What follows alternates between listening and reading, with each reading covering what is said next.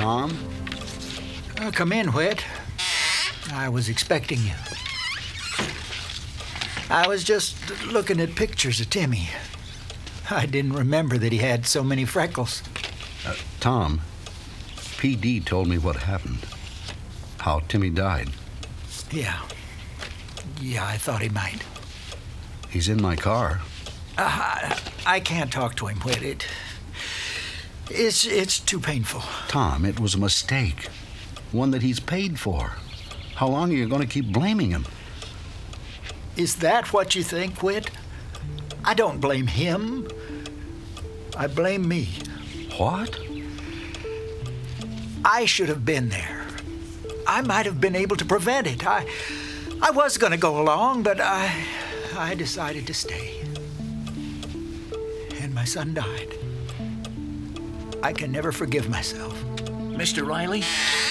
PD, no. Oh, wait, Tom, listen to him. No. Mr. Riley, please hear me out. I overheard what you just said, Mr. Riley. I'm so sorry about Timmy. But you need to know that he didn't die in vain. He saved my life. Laid his down for mine. And more importantly, he helped save my soul. He introduced me to Jesus. He made him real to me. You see, I can wholeheartely believe that Jesus died for people who don't deserve it because Timmy sacrificed himself for me. I know that nothing I can say will take away the pain, but I don't think Timmy wants either one of us to feel guilty anymore. Timmy helped me. Maybe I can help you.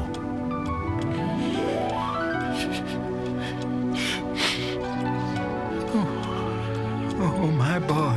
I know. You wanted to help, PD. I think you just did.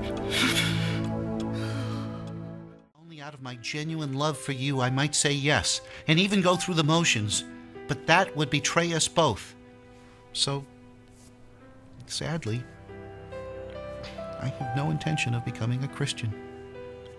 I didn't believe so, but I'd hope. Perhaps I will one day. I can't honestly say. Yes, perhaps you will. But I'm not certain you can not like this. Not while you're wrapped up in such a safe and reasonable blanket. Reasonable? Have you been talking to Mr. Allen? No, I've just been thinking. Maybe the problem has been us. Me, even Whit, Connie, Jack, Wit's End. All of us. Well, how so? We've given you a very safe and reasonable environment. One that doesn't demand anything of you. It's as if you've been inoculated against Christianity, like the flu. You've been given enough of a dose in order to become immune to it. You've had just enough Christianity to become immune to its impact. Well, I haven't thought of it that way. But I must nervously ask where this conversation is now taking us. You seem to have reached some sort of a conclusion. Yes, I have. My conclusion is that I need to get out of the way so God can deal with you directly, on his own terms. What? No more comfort, Eugene. No more easy way out. No more hiding behind the faith of the faithful. I shudder to think what that means. Are you going to stop having lunch with me? Are you going to cease our occasional phone conversations? Are you planning to stay away from Wit's End from now on? Yes, I am. No, Katrina, we're two adults. We can sort this out. You really have to rethink this. Eugene, it's already sorted out. I'm leaving Odyssey. What? I'm going home to be with my family. No. Yes. No. Eugene, I've prayed really hard about it, and this is the only way. Katrina, please. Eugene, please don't. It's all going to work out in the end, but for now, I'm really sorry, but I have to go. Goodbye. Katrina, wait! No, it can't be. Katrina. Candid with you, Mr. Whitaker, because the nature of my relationship with Katrina is still at such a delicate stage, I'm concerned about her susceptibility to the influences here. You mean our Christianity? Yes. Now, you know that for the most part I'm in agreement with your ideology, academically speaking. However, I'm afraid of how she may react. You think she'll resent our beliefs? Perhaps. Or you're worried that she'll accept them? Again, perhaps. You became a Christian today, didn't you? Oh, yes. It was inevitable.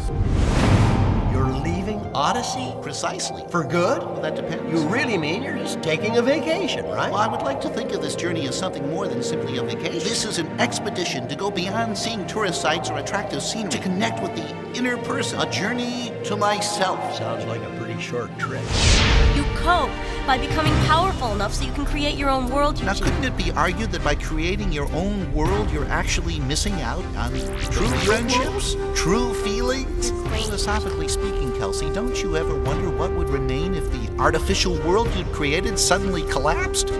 What would you have left? Bernard! Where in the world have you two been? Are you crazy? Why didn't you check in? So you could get back in time to say goodbye. To win! He left Odyssey. It's gone to the Middle East, but how could he do such a thing? It's so unlike him. He said he kept thinking about a conversation he had with you before you left, Eugene. Something about the time coming in a man's life when he must broaden his horizons, get out and experience the world. What? It'll be okay. It'll have to be. A letter from Mr. Whittaker, saying how much I've come to love you, pray for you every day. Best is yet to come. Gene! A Bible! You read it? Of course I will. If only because it's a gift from you. We've toyed around with our relationship long enough. I love you, Eugene. But we're in a dilemma. Unless you become a Christian, there's no going forward in this relationship. Maybe the problem has been us. Me, even Whit, Connie, Jack, Wit's End, all of us. All the distractions and the comfort zones are gone. Time coming in a man's life. Something very important in what you're doing. So much about nature. If Whit got a time to with my uncle.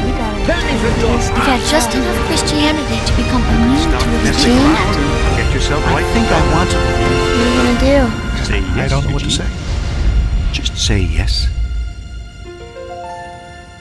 Yes.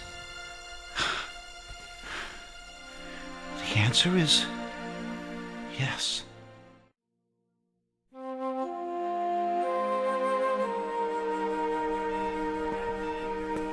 Jack, Hi, Tom.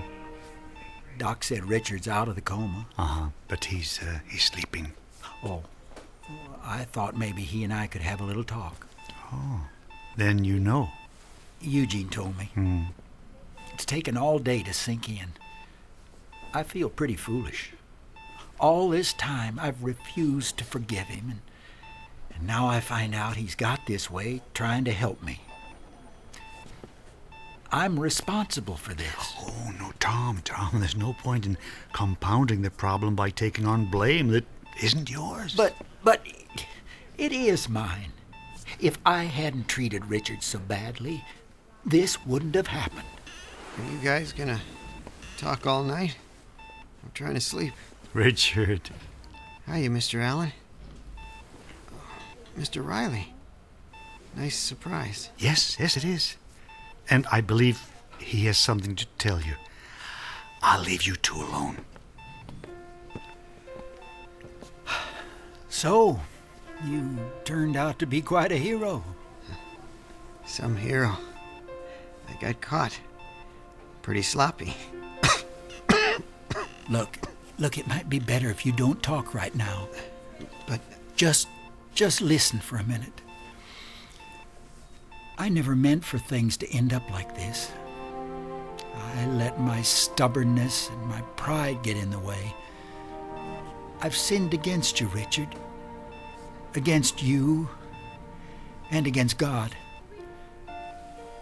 And I just hope that somehow, well, I hope you can forgive me.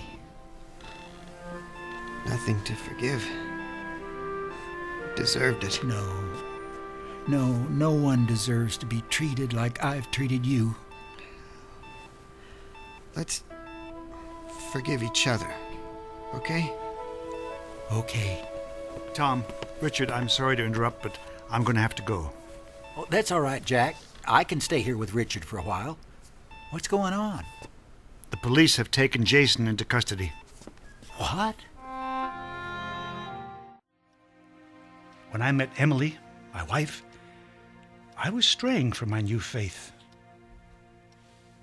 She was a lovely woman, Connie. So kind, gracious, beautiful blue eyes. Anyway, shortly after we were married, I had a profound experience that caused me to rededicate my life to God. Emily was very happy for me, but that's as far as it went. No matter how hard I pushed, almost to the breaking point one time, she wouldn't believe. So I stopped pushing. Emmy ended up doing the same thing with me as I had done with Whit. Oh, she attended church, went to all the functions, even counted the number of believers among her friends, but she never accepted Jesus into her heart. We lived our entire lives and grew old together that way. Then 3 years ago, Emmy suffered a debilitating stroke. It robbed her of movement and speech. I tried to take care of her, but she deteriorated rapidly. How sad. Yes, it was. The night before she passed away, I went to her and I told her Jesus' parable of the workers from Matthew 20. You know it? Yeah, about the man who hired workers for his vineyard at different times of the day, but paid them all the same wage when the day was over. Yeah, well, when I'd finished, I took Emmy's hand and I told her it's never too late to come to Jesus. I begged her to accept him right then. She looked at me with those blue eyes. It was all the movement she had. And a tear rolled down her cheek. She died the next morning. So, you won't know if she accepted Jesus until... Yes, until heaven. I don't want anyone, especially Jason, to have to go through that. And even more importantly, neither does God.